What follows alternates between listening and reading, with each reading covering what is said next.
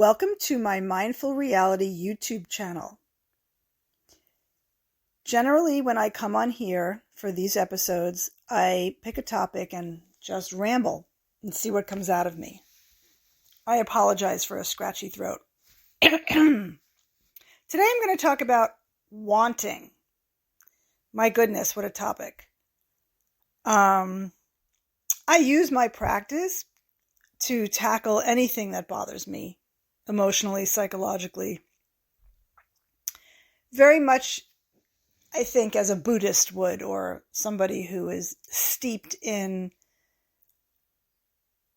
some kind of Eastern practice. I don't consider myself a Buddhist, and I don't consider my work to be Buddhism, but there are elements that are similar, and I guess that's coming up for me because I'm mentioning the word wanting. So let's see where this topic takes me today.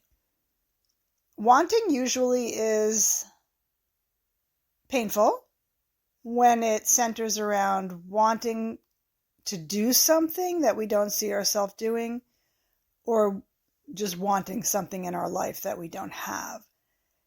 Because my practice tends to revolve around concepts like doing and action,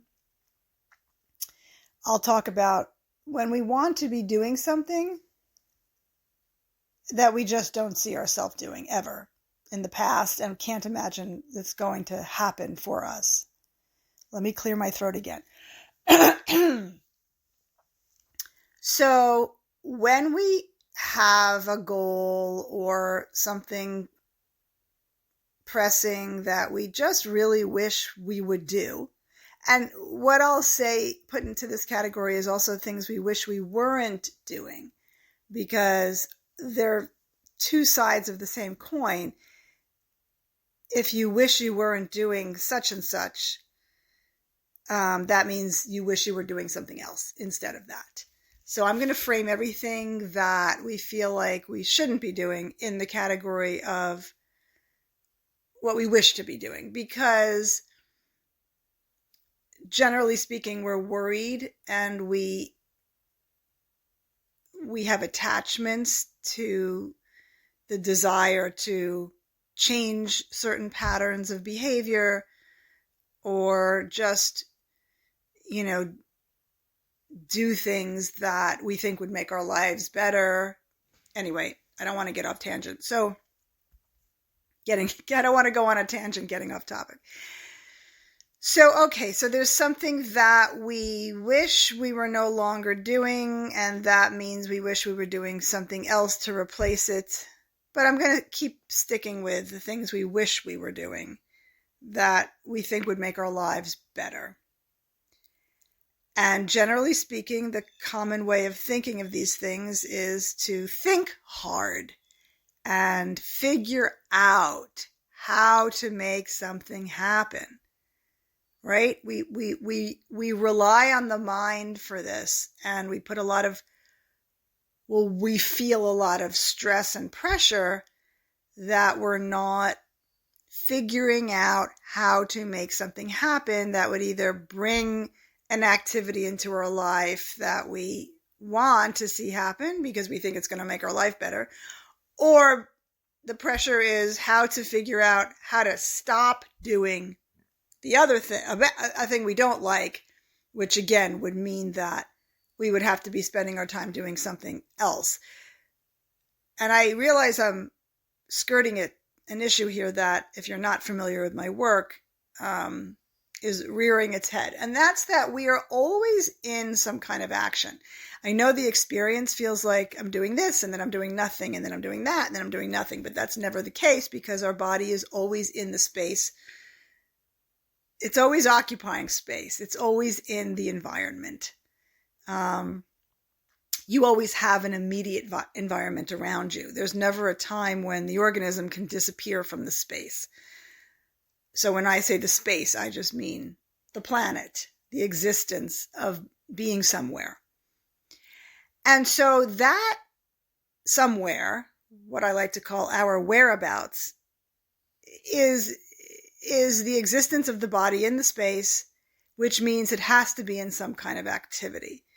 And that activity would make a sentence. So even though in our minds we don't feel like we're always busy doing something, we are always busy doing something. I have done other episodes on this kind of a topic, but so you might just be sitting around, you might just be lying down, you might be spacing out, but that's an activity because the body is always busy in some capacity, which is essentially why it can't be doing something else, because it's always there. And actually, by the time you notice it, that moment is over and it's of the past, which you certainly can't change. So the point is we're always doing something. And if we wish we were doing a particular something, it would mean that somehow we have to make that happen. That's the way it generally feels. That's the usual way of thinking of things. And it's definitely the way, certainly Western cultures, teach people, teach children, teach people about, you need to figure out how to make good decisions to do the things in your life that are going to give you a good life. And obviously I argue against that in the sense that not only are our bodies always already busy in some capacity, we don't realize that because we're sort of stuck in our head, lost in thought, instead of like looking at the space around us and our body sitting on the chair or the couch or lying on the ground or whatever, lying on the bed, in the car, so we don't realize we're always there in an activity, but we are. And if you think about that for a bit, you'll realize, of course, we never actually physically disappear. So if you could make a sentence out of any moment and be like, I am sitting in a chair, I am talking on the phone, I am drinking water, I am thinking about my friend, whatever it is, you're always in an action. And I keep repeating this because the point is that if you want to be in a particular action, again, the feeling is, well, I wish that I would be moving out of this action I'm in and moving into that other action. And that's all fine and good, but the focus tends to be on, in terms of making that happen, the focus tends to be on thoughts, right? Ideas. Focusing, how can I make my body be in an activity that I think is necessary for me? And that includes not being in an activity that I don't like. So let's flip to that for a moment. So if you are doing something you don't like, you're eating something you wish you weren't eating, you're smoking a cigarette you wish you weren't smoking, you're smoking some weed you wish you weren't smoking weed, you're picking up a drink you wish you weren't, drinking alcohol in that moment. So you look to the mind. Okay, I need better discipline. I need to figure out how to have the right thoughts that will have me, drinking seltzer and cranberry juice instead of vodka and cranberry juice. When? Well, in the next time that I'm about to pick up a drink. I want to be able to pick up that drink versus the other drink. Or I want to be able to, eat a salad instead of pizza. Pizza. Or, again, this is how it works. And we tend to turn to the mind to make it happen, to plan, to figure out, to study something. This is where the emphasis is in terms of education, in so many realms of society, and just in terms of the way we intuitively believe things happen and we can make things happen. So this is what I argue against in my work, that it's a mirage, because it's fine that our mind has these goals and interests. We can't stop the mind from doing what it does. That's probably a good thing, that it generates these kinds of thoughts, but there's no pathway from the thought to the bodily movement that is action. And I have talked about this before in other episodes, so I don't want to necessarily repeat myself in that same way. I want to come up with something more specific to this idea of wanting. So there we are. We wish we were, eating some yogurt instead of a piece of pizza. Or I don't know, maybe eating some yogurt instead of ice cream or something like that. But you see yourself in the space eating pizza or ice cream, and you think, okay, next time I need to figure out the right kind of thoughts, to have to make myself next time not be eating the ice cream. I want to figure out the right kind of thoughts to make myself eat yogurt or a salad or an apple. And, again, it's human nature just to pay attention to thoughts in this way and to focus and, I don't know, dig deep somehow, mentally. I don't really know what that even means, but that's what it all feels like, that there's a little person inside of us that can somehow go into our brain, into our mind, and dig deep and excavate the right kind of thoughts and, pathways to get ourselves to eat the things we wish to eat, which would mean we were not eating the things we wish we were not eating, or smoking, or drinking, or whatever.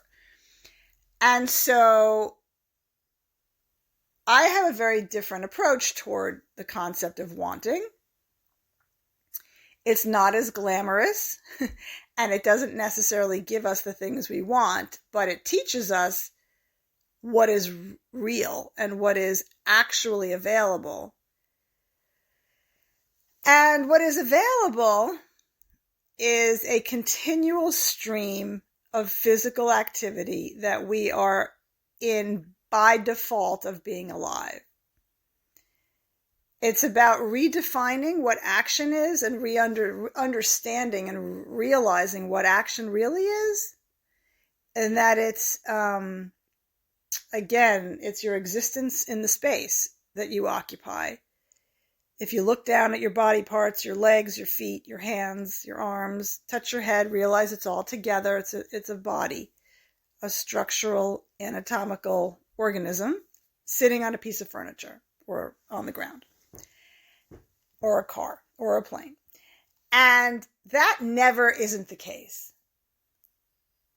And the thing is that if we look carefully, we can't keep our focus consistent on what people would just say presence. Like, it's really impossible to stare at yourself continually because you will blink out of that and you will go into thought. But you can start to train yourself to realize that, of course, I'm always in the space. That never isn't the case. Right? It's physically impossible to disappear from the space, even though it feels like we do, because we're always in our head, in our imagination, imagining our lives, imagining ourselves out in the world doing things when actually we're sitting somewhere we actually are. So there is a stream of physical activity from conception to death, birth to death. And you can get practiced at noticing it. And noticing also that you can make a sentence in any moment. Look at your body in the space on the piece of furniture it's on, the weather around you, the air around you, inside, outside, and you can realize that you can make a sentence. I am sitting on the couch talking into the recorder on the phone. And that's an action. And yes, it might just be, I am at a party eating a piece of pizza. I mean, people are, listening, perhaps thinking, whatever, who cares? Like, yeah, I get it. I'm always doing something and I don't like the things I'm doing. So unfortunately, my approach is, for people who aren't interested sort of in a different way of thinking of things, is that there isn't actually a way to go into your mind. There's no you to do that. And change something that's then going to output different behavior. That doesn't mean change doesn't occur, and that doesn't mean we might not find ourselves the next time we're at a party eating, the vegetables spread, with the dip versus the pizza.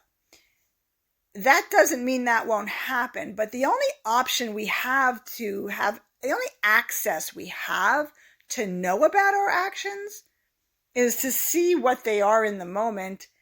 And they're always over. That moment is always over by the time you look at it, because the second hand moves too fast. So what I talk about in my work is that we are, for better or worse, stuck with what we see. Because essentially the bones, the body, the skeletal structure is moving by itself, essentially via nervous system outputs by the brain, that there's no person like at the center of commanding what that's going to be. That doesn't mean that all of the influences in our lives and all of the things we listen to and read and people we meet and conversations we have don't affect us and change our behavior. That does happen when it happens, if it happens. But the only way we can find anything out, and the only access we have to knowing what we do is to sort of get trained at watching this stream of activity and recognizing that actions are not mental doings. They are, again, skeletal physical activity in real time. And there is really no way to get behind that. And there's no way to move what you're doing out of the way in the moment, because it's already over. So for that moment, at least, you did eat the piece of pizza. You can hope that all the, the things you listen to about diets or health or nutrition, or, you can listen to podcasts about people who have given up alcohol. You can do research about, drugs that perhaps are not good for you, and it might influence you, that you're going to do all those things and you're going to have all your thoughts. But the pressure doesn't need to be there, because the feeling of pressure and mental strain tends to come from a belief system that there is a way to figure it out mentally, and that requires some kind of inner effort that isn't really necessary, because your body's always available to you to just see what it's doing. And I understand that it might seem convoluted and I'm skipping a process in here, but I'm not skipping a process, because thoughts, if there are going to be things you think about, thoughts, just bubble up in your mind on their own. There's no efforting to come up with a particular thought. And beyond that, even if you're taking a shower and you're having all these great thoughts, I'm going to do this, and this is what I'm going to do, and I'm not going to do that next time I go to that restaurant, or da-da-da-da-da. The thing is that even while you're in the shower having the thoughts, there's an activity going on, and that's that you're in the shower, washing yourself. So this work is about paying attention to real action and noticing how it's always in process, and there is no way to affect it in the way it feels by digging into the mind to figure out something to do. It's more about observing what you just see yourself doing and really just hoping for the best, but knowing that change does happen.